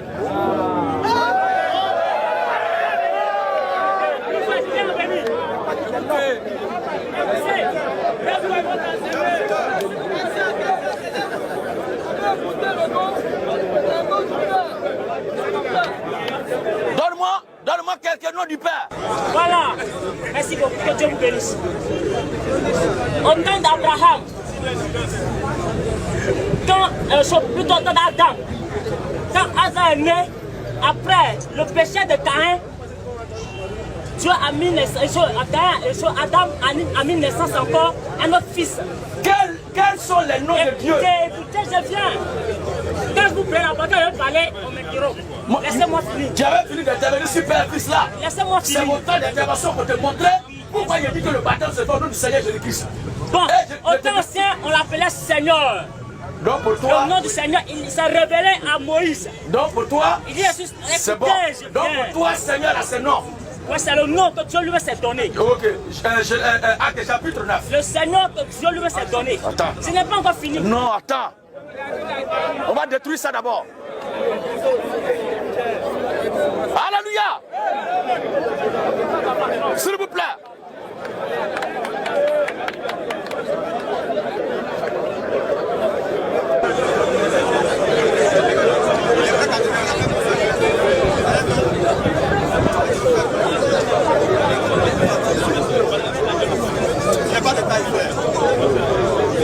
Ok. Il a dit Seigneur, c'est un nom du Seigneur. C'est un nom de Dieu. C'est un nom du Père. Seigneur, c'est un nom du Père. Mais le Seigneur, lui, il sait que Seigneur là n'est pas son nom. Voici sa réponse. Acte 9, 1 à 5. C'est pour tout cela nous on parle, on dit que le baptême se fait au nom du Seigneur Jésus-Christ. Oui. Cependant, Saul, nous ne nions pas, nous ne contestons pas que le Dieu créateur des cieux et de la terre, notre Père éternel soit. Nous ne contestons pas que le créateur des cieux et de la terre, qui est le Père éternel, nous ne contestons pas qu'il soit Seigneur. Mais Seigneur n'est pas son nom. C'est pourquoi ici. Cependant, Saul, oui, respirait encore la menace et le mal. Oui. Contre les disciples du Seigneur. Contre les disciples du Seigneur. Se rendit chez le souverain sacrificateur. Il a dit que Dieu dit à Moïse que lui il s'appelle les disciples du Seigneur. Donc il n'a pas changé, on va voir. Comme il était en chemin. Comme Seigneur là, si c'était le nom, on va voir. Comme il était en chemin. Et qu'il approchait de Damas. Qu'il approchait de Damas. Tout à coup, une lumière venant du ciel. Une lumière venant du ciel. Resplendit autour de lui. Resplendit autour de lui. Il tomba par terre. Il tomba par terre. Et il entendit une voix qui lui disait. La voix lui disait quoi? Saul, Saul. Saul, Saul. Pourquoi me persécutes-tu? La question. Il répondit. Il répondit. Qui es-tu, Seigneur? Paul dit, qui es-tu? Seigneur. Voilà. Et le Seigneur dit. Et le Seigneur dit. Je suis Jésus. Amen. Je suis Jésus que tu persécutes.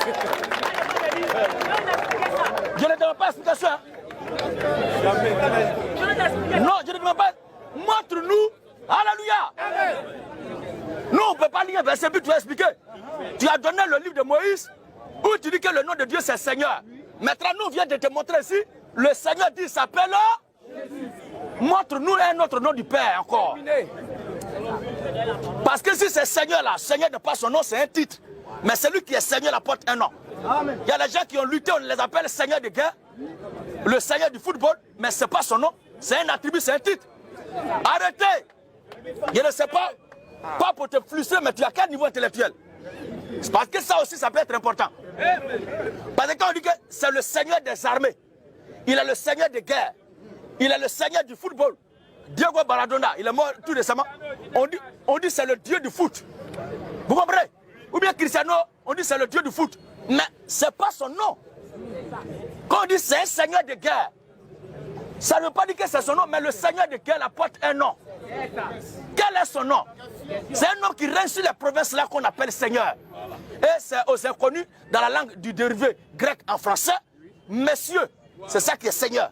Ce n'est pas son nom. Messieurs là n'est pas le nom de quelqu'un. Alors il faut nous donner encore un autre nom de Dieu. Bon, je viens.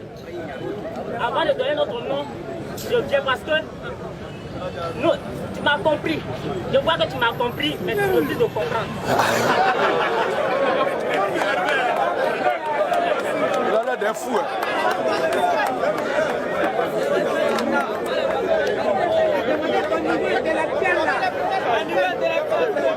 Alléluia. C'est pourquoi je disais que parce que je ne peux pas forcément accorder le degré spirituel d'un homme à son niveau intellectuel. Mais un homme qui n'a pas un bon niveau et qui n'a pas le Saint-Esprit, mais c'est un danger ambulant. Parce que non seulement tu n'as pas un bon niveau comme les Simon-Pierre et qui ont reçu la puissance du Saint-Esprit qui leur permettait de parler librement des choses de Dieu sans mener la confusion dedans. Non seulement toi, tu n'as pas un bon niveau, mais tu n'as pas le Saint-Esprit. Maintenant, on ne va pas s'entendre. Parce qu'il me semble que tu ne sais même pas ce que signifie un Seigneur. Et c'est maintenant que tu viens d'apprendre ça. C'est toi qui vas m'expliquer ça. Toi-même, tu ne sais pas quelque chose, tu vas m'expliquer. Où c'est écrit que Dieu a plusieurs noms? Et nous, on va te montrer que Dieu dit qu'il a un seul nom. On va te montrer ça, que Dieu dit qu'il a un seul nom. Bon, attends d'abord, il n'y a qu'à le verset où Dieu dit qu'il a plusieurs noms là. Je n'ai pas dit Dieu a dit. Ah, mais qui a dit ça? Il a dit Dieu a plusieurs noms. Qui a dit ça? Attends, maintenant. Non, attends. Avant de continuer. Attends. Non, tu ne dois pas continuer. Tu sais, alléluia. Tu sais, ceux-là, ils sont là. Ils sont venus écouter l'évangile. Ce n'est pas parce que l'autre parle bien ou bien l'autre ne parle pas bien, non. Mais ils sont venus pour écouter. Si ce que les gens leur disent là est vrai, aujourd'hui les gens vont retenir dans l'histoire de Inch'Allah, il y a eu évangélisation, il y a un monsieur qui a dit que Dieu a plusieurs noms. Maintenant, si ce dernier-là, ça va à la maison pour dire ça à ses amis, on lui demande, mais c'est écrit où, ils vont faire quoi? Acte 17, verset 11. Ces juifs avaient des sentiments plus nobles. Avec des sentiments plus nobles. Que ceux de Thessalonique. Oui. Il reçut la parole. Il reçut la parole. Avec beaucoup d'empressement. Avec beaucoup d'empressement. Ils examinaient chaque jour les Écritures. Il faut suivre, cher ami. Il faut suivre. Lui que tu joues avec lui là, il est déjà sauvé. C'est un fils éternel de Dieu. Il faut te concentrer sur son sort. C'est tout. On n'est pas ici là pour faire amicalisme. Oui, frère. Ces juifs avaient des sentiments. Ils avaient des sentiments plus nobles que ceux de Thessalonique. Que ceux de Thessalonique. Ils reçurent la parole de Dieu. Notre objectif là, quand nous vient travailler là, on vient évangéliser, ce n'est pas pour chercher fidèle, hein, mais c'est de veiller l'esprit du maximum de ceux qui ont été embobinés dans les religions pour qu'ils résistent à vos conneries, vos rêveries, vous racontez là. En sorte que quand vous allez parler, ils vont demander c'est écrit où? Ça, c'est la question fondamentale. Alors, c'est cette question-là qui va te faire partie, sans doute. Alors, ces juifs. Alors, ces juifs-là. Reçurent la parole de Dieu. Ils reçurent la parole de Dieu. Et ils examinaient chaque jour les Écritures. Ils reçurent la parole de Dieu. Et ils examinaient. Non, tu as sauté quelque chose. Ces juifs. Oui. Avaient des sentiments plus nobles. Non, tu es allé trop loin. Ils reçurent la parole avec beaucoup d'empressement. Voilà. Et ils examinaient avec beaucoup d'intérêt. C'est pas amusement. C'est pas une affaire de blague. Mais c'était très sérieux cette affaire-là. Oui. Et ils examinaient chaque jour. C'était très sérieux cette affaire-là. Ils examinaient chaque jour les Écritures pour voir si ce qu'on leur disait était exact. Quoi, mais nous a dit à Inch'Allah aujourd'hui là que Dieu a plusieurs noms. Nous on veut vérifier si cela est exact. C'est écrit où que Dieu a plusieurs noms. Parce que moi je suis prêt à te fournir une pléthorique de preuves attestant que Dieu a un seul nom. Donc je vais prendre un exemple. Papa, vous m'avez montré un exemple tout à l'heure avec un être humain. Je vais vous montrer un exemple.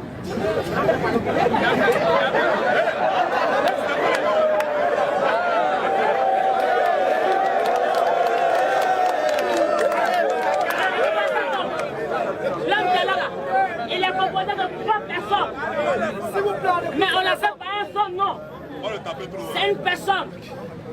Et en lui, il y a son âme, il y a son esprit, et puis il y a son corps lui-même, qu'on voit physiquement. Et par les 3 personnalités que j'ai citées, on peut l'atteindre. Est-ce que vous comprenez? On peut l'atteindre, mais c'est la même personne. On peut ne pas s'approcher de lui, ne pas le tuer. Est-ce qu'on peut l'appeler par son nom, mais son esprit peut l'appeler? C'est la même personne.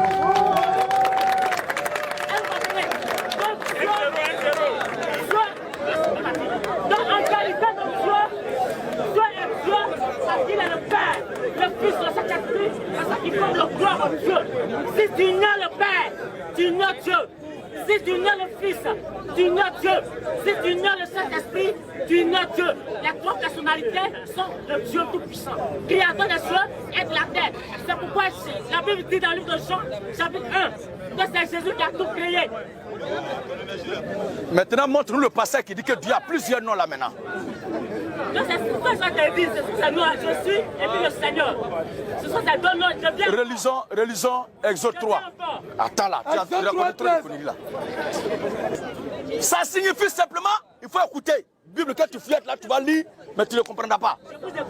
Ça veut dire simplement qu'il n'a ni commencement, ni fin. Je suis celui qui suit. C'est ainsi que tu répondras, c'est pas différent. Celui qui n'a ni commencement, ni fin. C'est pas son nom. Ésaïe chapitre 52. Ésaïe 52, le verset 6. Et c'est après Exode, après avoir dit je suis celui qui suit, il fait la promesse maintenant. Or, Moïse est venu avant Ésaïe. Moïse a existé avant Ésaïe. Maintenant, c'est Ésaïe qui est venu plus tard après Moïse, après que Dieu ait dit à Moïse, je suis celui qui suit, alors que Moïse demandait son nom. Regardez la promesse que Dieu fait. Ésaïe 52, 6. Oui. C'est pourquoi. C'est pourquoi. Mon peuple connaîtra mon nom. Voilà. Ésaïe 52, 6. Si le nom de Dieu était je suis celui qui suit là, il n'allait pas faire la promesse plus tard. C'est pourquoi. Oh, Ésaïe est venu après Moïse, après que Dieu ait dit à Moïse, celui qui s'appelle je suis. Oui. C'est pourquoi. C'est pourquoi. Mon peuple connaîtra mon nom. Le verbe connaître, c'est pourquoi il allait lui demander c'est conjugué à quel temps. Tout cela fait partie d'être à l'école. C'est un problème de niveau. Ça dit mon peuple connaîtra mon nom. C'est au futur.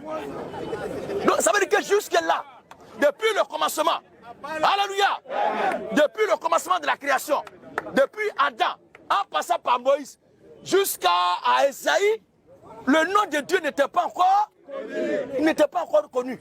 Ça veut dire que Seigneur n'est pas son nom. Je suis celui qui suis n'est pas son nom. Mais ce sont des attributs. Entre l'attribut, la filiation et l'identité propre d'un individu, il y a une réelle différence qu'il faut mettre là pour qu'il n'y ait pas de confusion. Parce que nous sommes là, quand on dit, je veux un fils pour l'envoyer, lui offrir 2 milliards. Mais moi aussi, je suis fils de quelqu'un. Ou bien je veux un père, s'il vous plaît. Je veux un père pour lui offrir une villa. Parce qu'il a assez de dépenses. Mais chacun va se débrouiller pour avoir un enfant tout à l'heure. Mais est-ce que père, est-ce que fils, c'est le nom de quelqu'un? Ou bien je veux un être humain pour lui offrir une duplex. Mais est-ce que être humain là, c'est déterminé? C'est vrai que nous sommes tous des êtres humains. Nous sommes des enfants des gens. Nous sommes aussi pères des autres aussi. Mais quel est le nom de chacun d'entre vous? C'est pourquoi dans l'art littéraire, on dit c'est l'identité absolue de l'individu qui permet à autrui d'identifier qu'on est en face. Mais on ne connaît pas ton nom, on ne connaît pas ton identité. Tu dis que tu es être humain. Il a pris tout à l'heure là, le jeune frère pour dire il est composé de âme, corps et esprit. Mais est-ce que corps c'est son nom? Est-ce que c'est âme c'est son nom? Est-ce que esprit c'est son nom? Et le monsieur va plus loin en disant que ça fait 3 trois identités différentes. C'est faux. Ce ne sont pas trois identités différentes.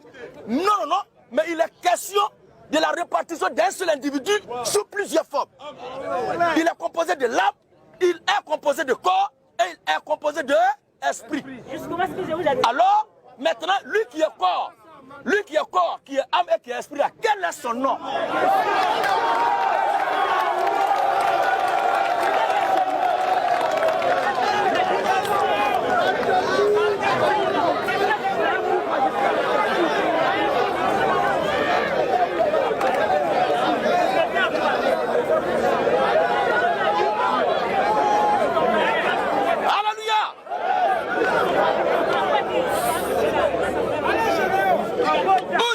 Là, s'il vous plaît, où je suis là, je ne peux pas instaurer, comme barème pour être serviteur de Dieu ou être prédicateur comme un bon niveau intellectuel, non. Mais si quelqu'un n'a pas le niveau et puis n'a pas le Saint-Esprit, il devient danger et c'est ce que tu es. Maintenant, le danger que tu es là n'est pas ton nom, c'est un individu qui constitue un danger. Maintenant, quel est ton vrai nom? Alors, Kwame. Toi, tu t'appelles Kwame, et puis c'est lui qui va être âme, corps et esprit. Oh, tu as dit que Dieu. Toi, tu dis que Dieu a plusieurs noms. Tu as dit ça, mais tu as dit que Dieu a plusieurs noms. C'est ça qui envoie par là. Alors, on va lire. Zacharie 14, verset 9. Sa voix est petite. Zacharie 14, 9. Écoutez, s'il vous plaît. Voici le passage qui dit que Dieu a un seul nom. L'Éternel sera roi de toute la terre. Écoutez très bien. Et c'est conjugué au futur. C'est-à-dire que jusque-là, le règne de l'Éternel n'est pas venu sur terre. L'Éternel ne règne pas encore en tant que roi de toute la terre. Et ce qui va venir là, c'est-à-dire que depuis la création du monde jusqu'à ce jour, l'Éternel ne règne pas encore. Et tout ce qui va suivre n'est pas encore arrivé. Vas-y. L'Éternel sera roi de toute la terre. L'Éternel sera roi de... Et c'est dans Zacharie. Oh, Moïse, Abraham, Adam, Jérémie, Esaïe, tous ceux-là sont antérieurs à Zacharie. Bon, antérieurs, ils sont venus avant Moïse, avant Zacharie. Ok. En ce jour-là, écoutez, on va partir. En ce jour-là, l'Éternel. En ce jour-là, l'Éternel sera le seul éternel. Il sera le seul éternel. Et son nom. Est-ce qu'il a dit ses noms? Et son nom. Et son nom sera le seul nom. Amen. Mais toi, tu lui attribues cet après-midi à Inch'Allah plusieurs noms. Il m'a dit sera. Il m'a attribué le mot, le verbe sera. Au suivant. Regardez très bien. Et ce sont des temps d'esprit qui conduisent des communautés de fidèles. Et qu'est-ce qu'on dit? C'est un homme de Dieu. S'il vous plaît. Je ne suis pas contre les contradicteurs. Mais je veux que les contradicteurs viennent avec les preuves. Attends, frère. Zacharie a parlé. On va lire la promesse d'Ésaïe. Ésaïe 35. Ésaïe 35. Matthieu, chapitre 11. S'il vous plaît, s'il vous plaît. S'il vous plaît. C'est vrai que j'accepte de faire des débats, contrairement à vos pasteurs qui ne vont pas accepter de faire ça là. Mais quand même en acceptant de vous rejoindre dans ça pour qu'on s'échange là. Je ne dois pas permettre tout ce qui ne va pas nous faire avancer. Ésaïe 35, 4 à 6. Ésaïe 35, 4 à 6. Dites à ceux qui ont le cœur troublé. Dites à ceux qui ont le cœur troublé. Prenez courage. Moi-même qui suis là, je n'ai pas plusieurs noms. Et toi-même tu es là, tu n'as pas plusieurs noms. Mais tu as un seul nom qui te différencie des autres. Quand on va prendre ton empreinte digitale là, ça ne peut pas ressembler pour quelqu'un. Même on a un milliard, mais chacun a son empreinte digitale. On ne peut pas confondre ça. Oui. Dites à ceux qui ont le cœur troublé. Dites à ceux qui ont le cœur troublé. Prenez courage. Prenez courage. Ne craignez point. Ne craignez point. Voici votre Dieu. Il a dit, voici votre Dieu. La vengeance viendra. La vengeance viendra. La rétribution de Dieu. La rétribution de Dieu. Dieu viendra lui-même. Soulignez dans vos Bibles que vous avez dans Isaïe 35, verset 4 à 6. Dieu viendra lui-même. Et vous sauvera. Donc Dieu va venir lui-même pour vous sauver. Alors, s'ouvriront les yeux des aveugles. S'ouvriront les yeux des aveugles. S'ouvriront les oreilles des sourds. S'ouvriront les oreilles des sourds. Alors, le boiteux sautera comme un cerf. Le boiteux va sauter comme un cerf. Et la langue du muet. La langue du muet. éclatera de joie. Donc il y a plusieurs dieux, il y a plusieurs seigneurs. Mais le Dieu des élus qui va venir les sauver, il pose maintenant la problématique des caractéristiques. Alors comme le Dieu des Juifs qui doit venir les sauver, le Dieu des élus qui doit venir les sauver, il peut être parmi tant d'autres. Dieu, qu'est-ce qu'il fait? Il donne les caractéristiques de lui, ce qu'il est, pour ne pas le confondre aux autres dieux. Il dit, quand il va venir là, voici les signes qui vont l'accompagner. Les aveugles vont voir, les sourds vont entendre, les muets vont parler, les lépreux seront purifiés et les paralytiques vont marcher. Voici les promesses qu'il fait. Maintenant, Matthieu 11, oui, 2 à 5. 2 à 5. Jean-Baptiste, Jean-Baptiste, ayant entendu parler dans sa prison Jean-Baptiste était en prison et il a entendu parler des œuvres du Christ. des œuvres du Christ. Lui fit-il par ses disciples. Lui fut-il par ses disciples. Es-tu celui qui doit venir? Est-ce que c'est Dieu, celui qui doit venir lui-même? Il viendra Lui-même. Dieu viendra Lui-même. lui-même. Est-il celui qui viendra lui-même là pour nous sauver? Ou devons-nous en attendre un autre? Ou bien on doit attendre encore un autre? Jésus lui répondit. Jésus lui répondit, Allez rapporter à Jean. allez-y dire à Jean-Baptiste Ce que vous entendez ce que vous et attendez. ce que vous voyez. Mais bien avant cela, Matthieu chapitre 1 et Manuel. Matthieu 1 à partir du verset 18. Rapidement. Matthieu 18. Oui. Voici de quelle manière arriva la naissance de Jésus-Christ. Oui. Marie, sa mère, ayant été fiancée à Joseph, Ayant été fiancé à Joseph, se retrouvant enceinte par la vertu du Saint-Esprit. elle se retrouve enceinte par la vertu du...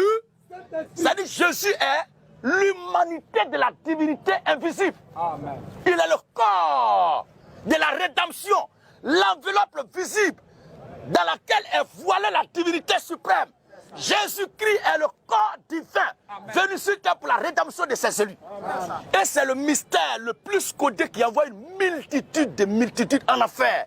Quiconque n'a pas la révélation que Jésus-Christ est le grand Dieu des cieux manifesté en chair, tu meurs. N'espère même pas passer un séjour dans le séjour des morts. Parce qu'au séjour des morts, ça peut être un peu bon. Mais c'est un enfer qui va aller. Et les bouddhistes là, elles vont dépasser même l'enfer. Voilà le sous-sol de l'enfer. Amen. Un bouddhiste, c'est une abeille d'un canari. Oui, frère. Et Marie, Et Marie. Marie enfantera un fils. Marie enfantera un fils. Et tu lui donneras le nom de Jésus. Oui. C'est lui qui sauvera son peuple de ses péchés. C'est lui qui sauvera son peuple de ses péchés. Tout cela arriva Tout cela arriva. afin que s'accomplisse ce que le Seigneur avait annoncé Qui? par le prophète. Par le prophète. Voici la vierge devenue enceinte. La Vierge deviendra enceinte. Elle enfantera un fils. À qui faut? Et on lui donnera le nom d'Emmanuel. Qui signifie Ce qui signifie Dieu avec nous. il viendra. Et qui est avec nous maintenant? Dieu avec nous. Emmanuel, Dieu est avec eux. Oh, c'est Jésus qui était devant eux. C'est pourquoi Jean-Baptiste pose la question Es-tu celui qui doit par cette venir? ici. Es-tu celui qui doit venir? Devons-nous en attendre un autre? Ou bien on doit attendre encore quelqu'un d'autre? Jésus lui répondit. Jésus a répondu, Allez rapporter à Jean. tous les livres sacrés du monde entier sont unanimement d'accord que Jésus-Christ est né sans péché. Et dans ces documents-là, il est attesté que c'est la divinité seule qui est sans péché. Maintenant, si Jésus est sans péché et que c'est Dieu seul qui est sans péché, qui est Jésus? Jésus, qui you be you?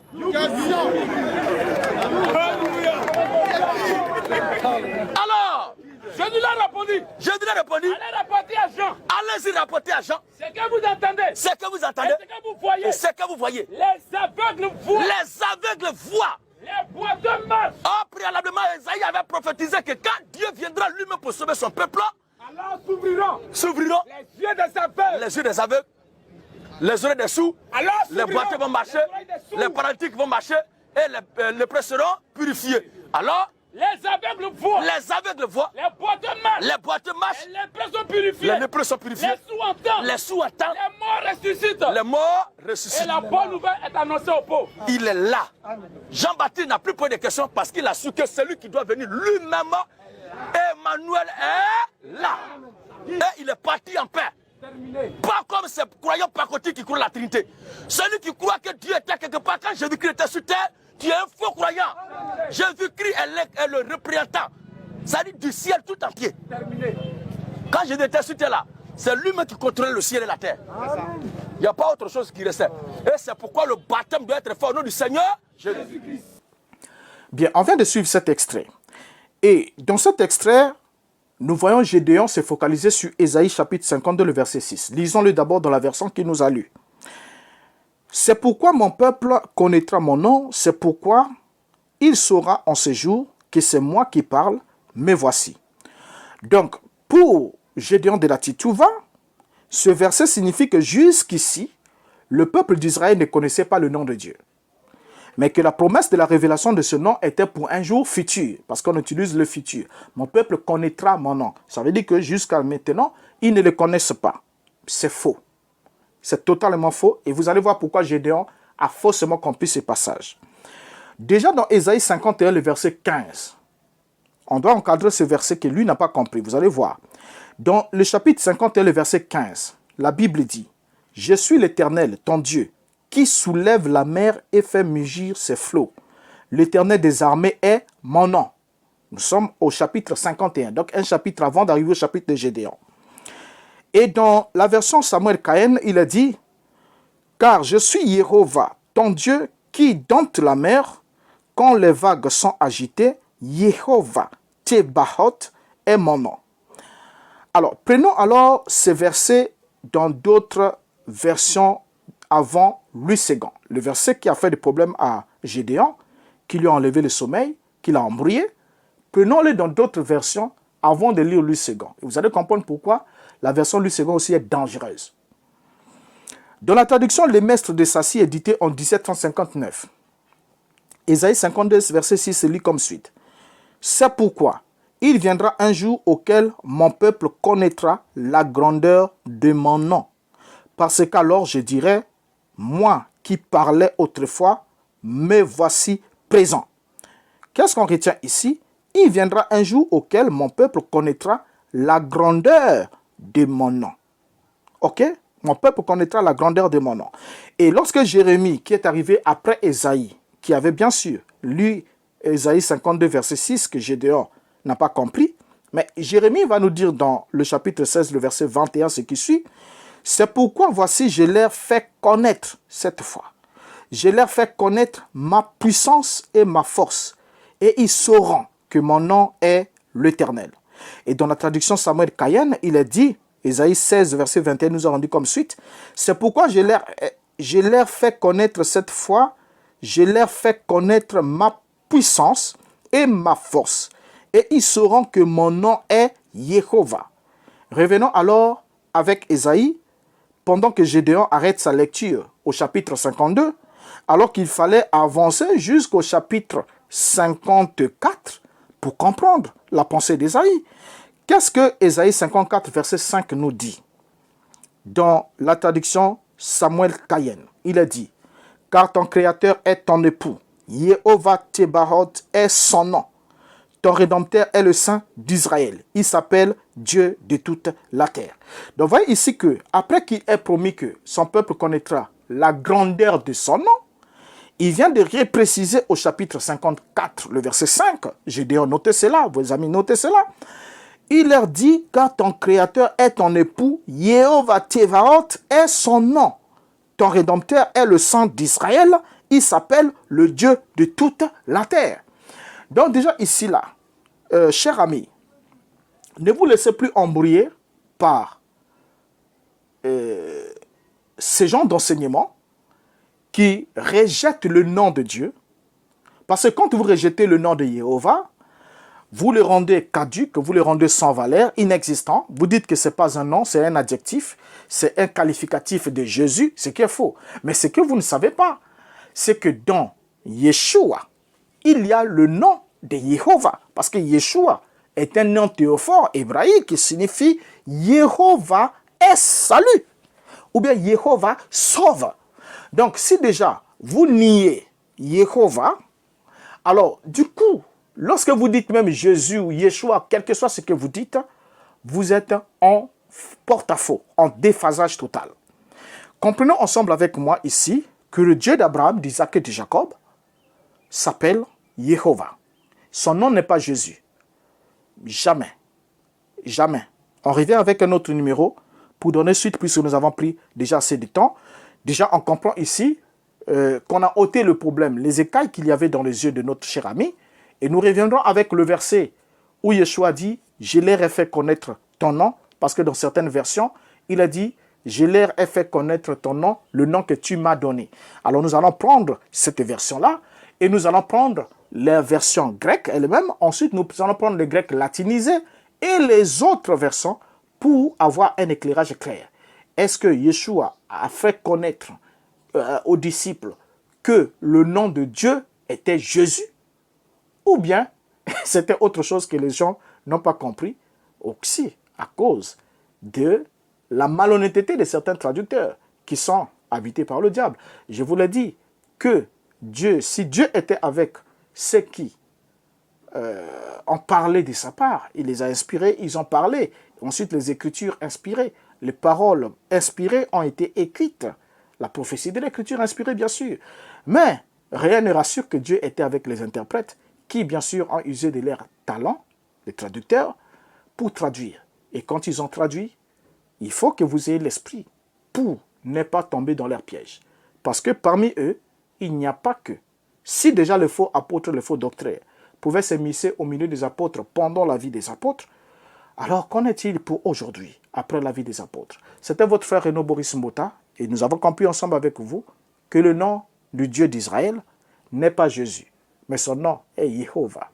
Alors, je vous donne rendez-vous au prochain numéro. Likez, aimez, partagez la vidéo. Abonnez-vous sur la chaîne si ce n'est pas encore fait. Je vous donne rendez-vous au prochain numéro. Et jusqu'à là, ma prière est que Dieu vous garde. Au revoir.